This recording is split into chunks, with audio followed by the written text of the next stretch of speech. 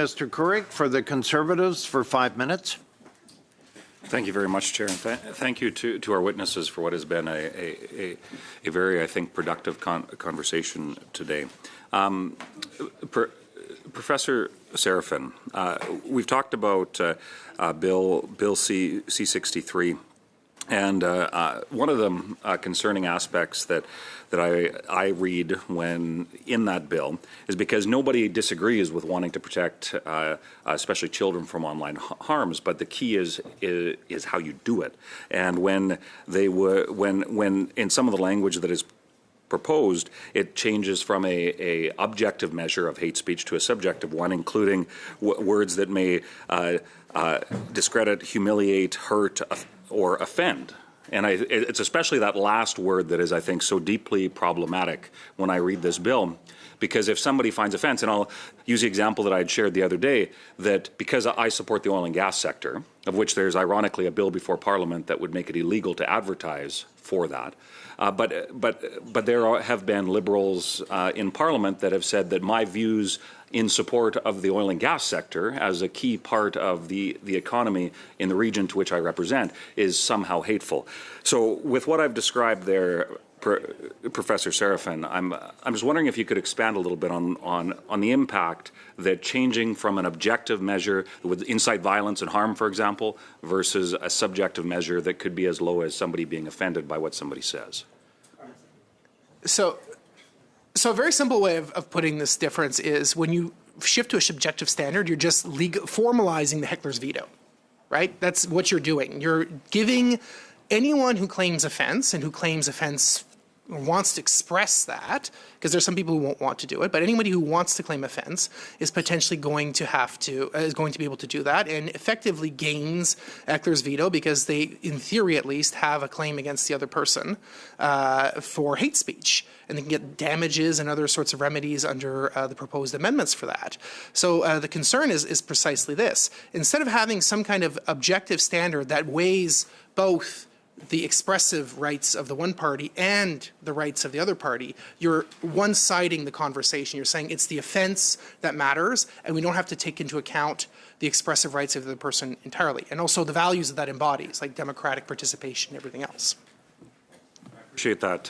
Folks from Media Smarts, thanks for being here. I think this touches on what part of what your organization does, which is educating people, right? Helping people to make informed decisions, that freedom of expression can include differing opinions, including opinions that might be offensive. So when I read that portion of the bill, is something that offends someone, should that be a measure to which could result in banning from social media, the ability for the minister to create an administrative process that would ban somebody from being able to share an opinion? Would that be concerning versus teaching people how to effectively engage in civil society and the debates that we should be able to have? Disappoint because we're not legislative experts and we don't know the legislation well or have staff who can do that. What I can share is we will always support that education needs to be considered. And what I would say about the bill is that what our concern is that education is missing and is a critical part, as you're describing, of the solution of how we're going to, get to a better place, which I think is our goal. And I know it's a long-term solution, so it's not as exciting perhaps as, some others, but it is an important and evidence-based one. Teaching people to be able to argue, and I think that's one of the beautiful things of what Parliament is supposed to be. Professor Serafin, just in the last minute or so, your experience as a professor facing some of those challenges, the DEI, the well-intended, some of the possible negative consequences of that. Is there anything you'd like to add to that as in the next 30 seconds or so? I know it's a big subject, but. Well, the only thing I'd add to that is, in 30 seconds, is that if you value universities as centers of intellectual life and as cultural contributors, then you would think that in a robust democratic society, they would have viewpoint diversity reflected as well. And EDI policies are part of the problem. It's not the only problem affecting universities, but they're definitely contributing to those problems right now in universities. Have you faced some of those challenges yourself? I have, yes. And I can get into it, but I don't think I have enough time to do We're so. at 5 minutes. Thank you very much. Mr. Gord. Thank you. Merci, Monsieur le Président. Merci aux témoins d'être là aujourd'hui. Thank you, Chair. I'd like to thank the witnesses today. This is a very vast area of study when we talk about the freedom of expression, but we're also talking about the limits of the freedom of expression. Because, of course, there could be so many differences between individuals when it comes to the freedom of expression.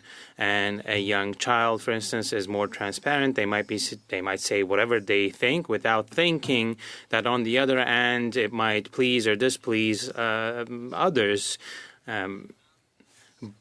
But we can also, find out in different ways that what we say isn't always nice to hear for others. So that becomes a factor when we are saying certain things. But can we introduce a framework or limits to the freedom of expression? Is there an ideal framework?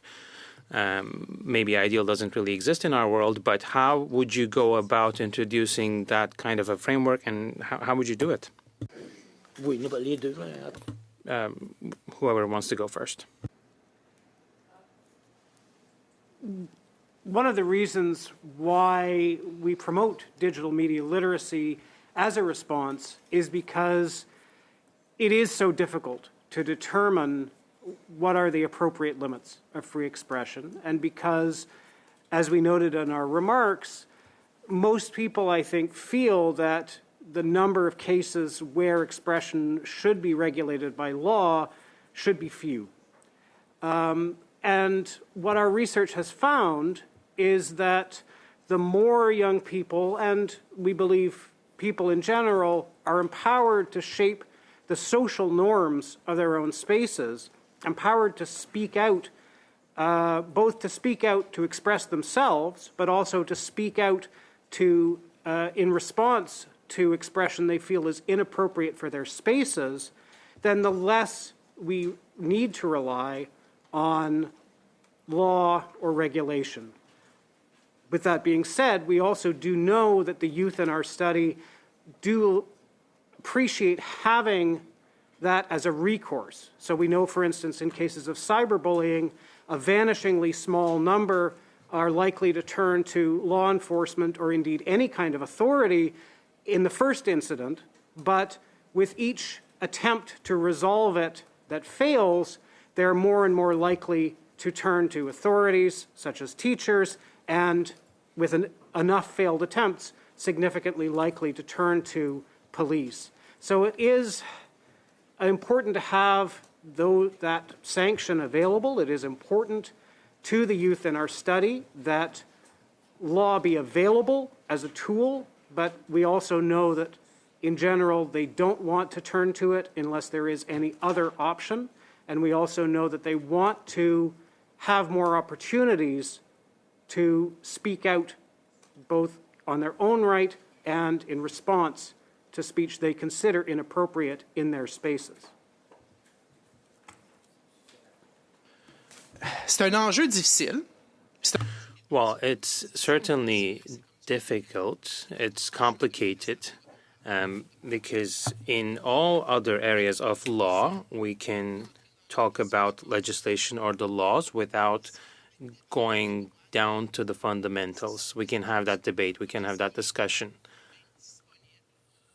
So in a public forum, what are the elements on which we can focus is the question. But the challenge we're currently facing is that we are faced with a more subjective perception of what is or what constitutes harm. And I don't really have an answer as to what an ideal or absolute framework would be, but we need to resist the urge to react whenever we find something we don't like and think immediately that that is something that should be admonished.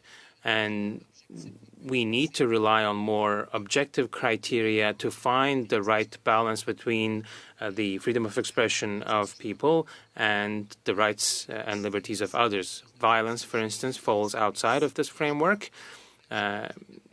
If you are inciting people to commit acts of violence, then I think we can all agree that we have reached the limit of freedom of expression. For me, this would be part of an ideal framework if we could find one.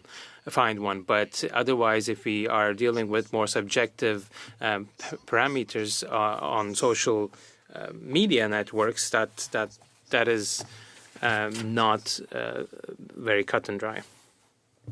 Left. Avec l'intelligence artificielle, So with artificial intelligence, we are seeing videos, fake videos, and people can be made to be saying things that they have actually never said. So does fake news constitute a threat to the freedom of expression? If I can take the next 45 seconds. Well, it's maybe not the freedom of expression that is under attack. We can regulate that. Of course, it can border the freedom of expression in some contexts, depending on how it's used. And in those cases, you can introduce certain limits with regulation. But otherwise, it would be usually other rights that will be impacted rather than the freedom of expression. If you can provide the written answer, I think I'm out of...